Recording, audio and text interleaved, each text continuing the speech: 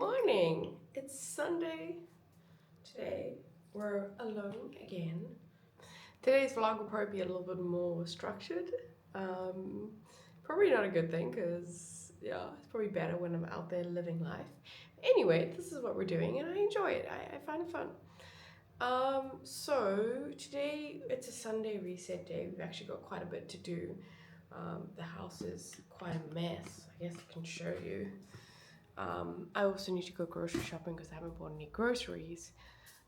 But we've still got all of this here that needs to be sorted out. And then the floor needs to be cleaned. And I also need groceries. So I think those are the major points for today. But yeah, I need to brush my teeth. Let's start with that. And then I think we'll do laundry. I mean, no, we'll do laundry tomorrow. Everything tomorrow. But yeah.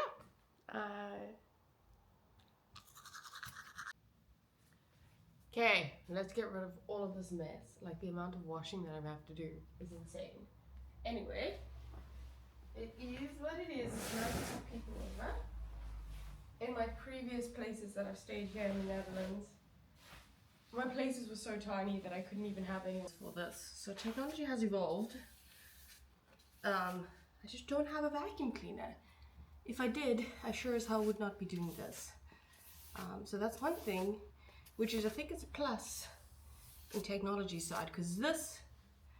So today, you just saw me doing some cleaning. Today, I think I want to talk about tech that effectively listens, because I was thinking, yo, my life would be so much easier if I had one of those like robot cleaners. What do they call it? In America, I think they call it a Roomba.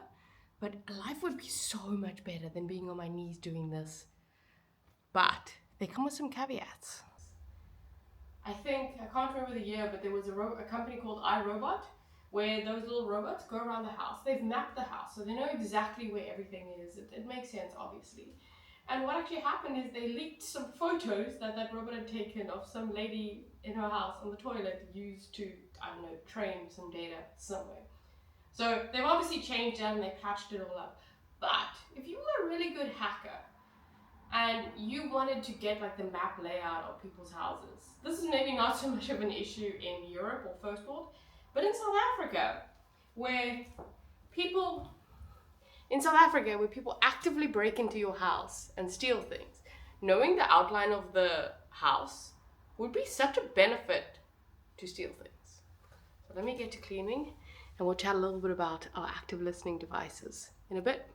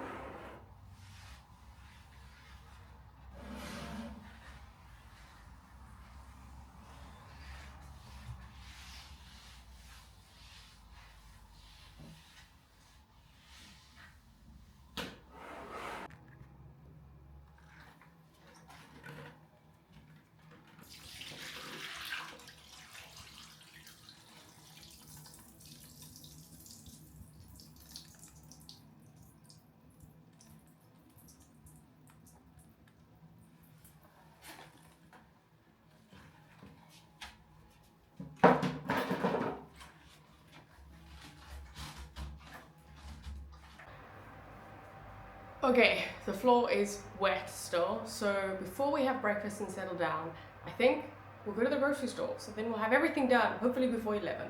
So that'll be awesome. And then we'll talk about more of how our household things actually know more about us than we actually think. But let's go groceries.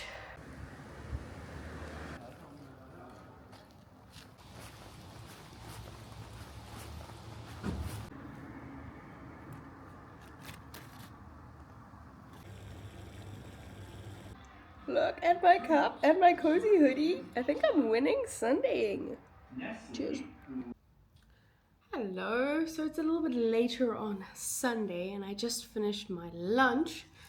We had some yogurt and digestive biscuits. It's really good together actually. Top tier, but it's like a snacky day. I should just have a whole meal, but I'm just snackying. Anyway, and this morning we were talking about Roombas and how they navigate spaces and they know your space. And unlike if you live in South Africa and someone gets hold of that data, again, that goes back to like data privacy and all that kind of stuff. But what I find quite fascinating, and that is maybe more of close to home, because I've got one of these Google Homes that sit in my house here, and I'll be like, okay, Google, and it will do something. Mine is a bit old, so it takes its time, or if the internet doesn't work, it seems to break. But I use Siri as well a lot, where I say, hey Siri, please put this in the calendar or remind me here. Now, how do these voice things work? Because they know when to wake up using this like wake word effectively, this okay or. I'm so sorry if you're watching this and any of your devices are there. Hopefully my voice does not trigger them, because sometimes on board they do have a voice trainer to your own voice. Most of the good ones nowadays do, so they might not trigger with my stuff. But if you say, okay Google, hey Alexa, Siri, and then you proceed, well, sorry, there's actually a formula, and those of you who know it, the formula is there because of the technical side. I'll explain, maybe we'll go to a green screen clip after this to explain a little bit more about how the actual engineering works, because it listens, but it only listens enough.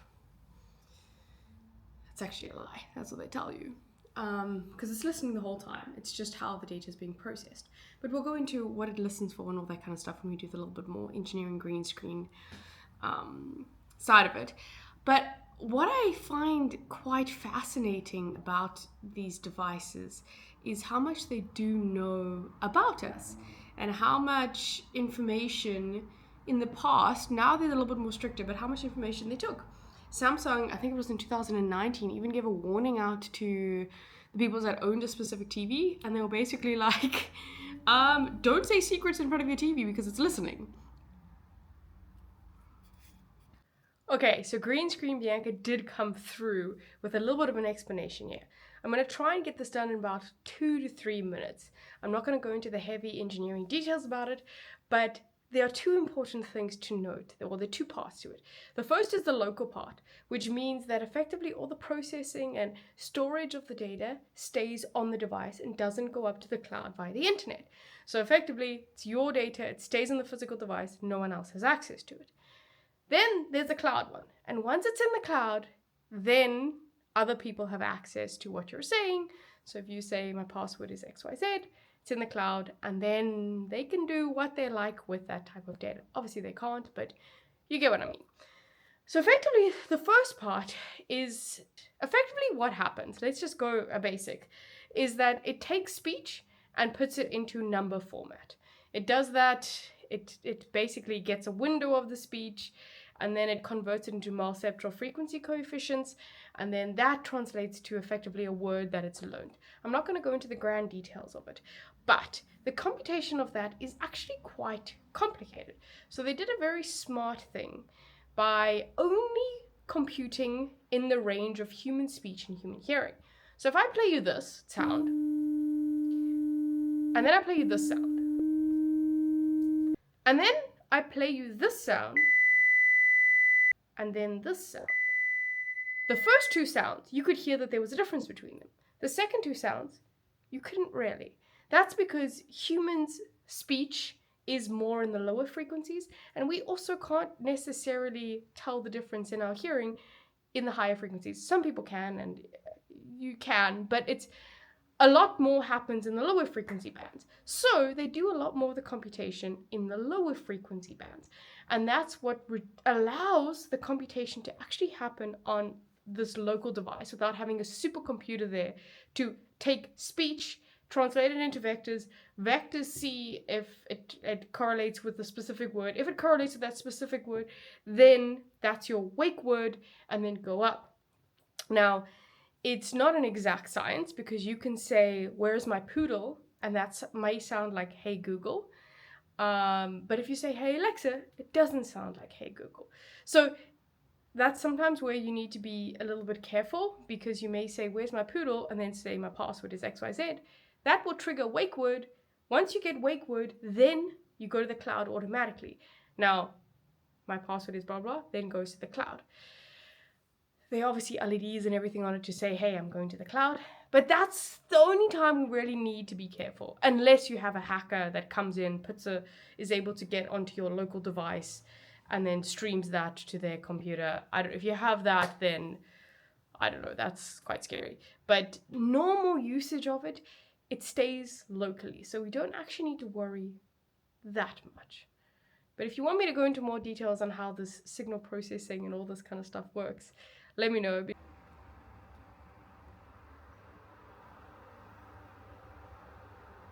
You want to know a little bit more personal information about me? This is truly my favorite food. A massive bowl of chicken salad, sparkling water, and there would be a glass of wine, but I'm not really feeling the glass of wine today. But this, with avo and chicken, oh my gosh. Oh. Okay, Google. I just killed some spider eggs that were outside my window here with mold cleaner. Is that okay? I'm not sure about the answer to your specific question, but according to externpro.com, Windex is one of the most common and most effective DIY household products for pest control. Windex is toxic to most pests, especially spiders. Okay, I'm gonna go have a shower now. Hey Google?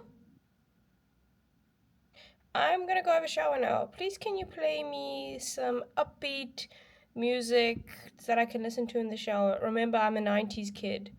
So yeah. 90s Kids by Jax Shaw. Playing on Spotify. No. Hey Google. Play a playlist that is like 90s pop songs that I can listen to in the shower. Sure. Here's a Spotify playlist called 90s Pop.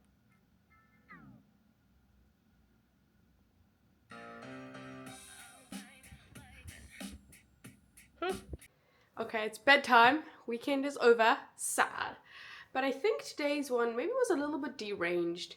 But effectively, I think the point that I was trying to make through my dissection in my brain of how these Siri or Google or whatever, how they're working and what they're doing, or the robo vacuum, is that they're always there. They are picking up certain things in the world that, like, we live in. I live amongst this, so it knows a little bit about me, but it doesn't really know. A Roomba might know the shape of my house, and if it gets into the hands of the wrong person, then there's a problem. This doesn't know in its existence or on Google's servers. It doesn't really know. But if it gets into the hands of the wrong person, then there's a problem. Now, if you are really worried about these certain things, you can turn the microphone off. And then, as we said, the wake word won't pick up the wake word, or you can just unplug it. Hey Google, it does nothing. So what I think is important here is that there's a lot of hype around this, and in the past, Samsung, like I mentioned earlier, they had issues with it and everything, but technology has evolved, laws and regulations have evolved, that yes, there will be loopholes, yes, there will be some things that are stealing your data and everything, but something like this, if it's beneficial to you, use it. Like, it's not going to steal your passwords and do this kind of stuff just yet, unless it gets into the hands of people you don't trust. And if you don't trust Google, or you don't trust Meta, or you don't trust Robo Vacuum Company, then don't use it. For me, I'm at this point in my life where I trust them enough. They haven't given me a reason just yet, or a good enough reason just yet, not to trust them. Or I'm not in a position where it's, so necessary. But they do know. They do know stuff by just existing in our house. And we allow it. We consent to it. But I think the important thing is people must be aware.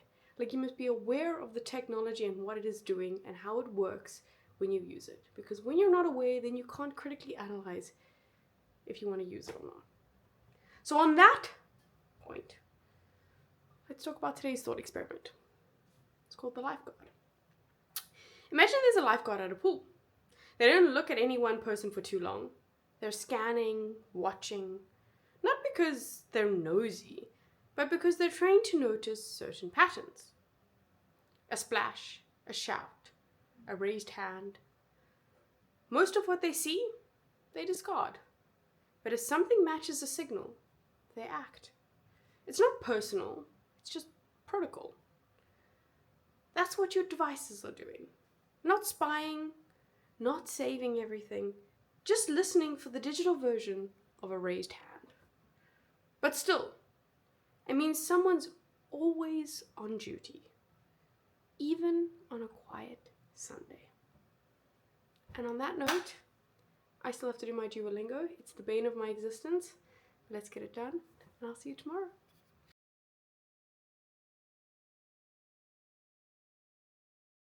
And if you were wondering, yes, I did find legit spider eggs outside my window here.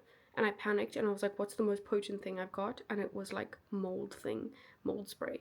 So I sprayed it on it, but I also closed all the windows now because the mold spray is really strong. So now it's really hot in here. So anyway, good night.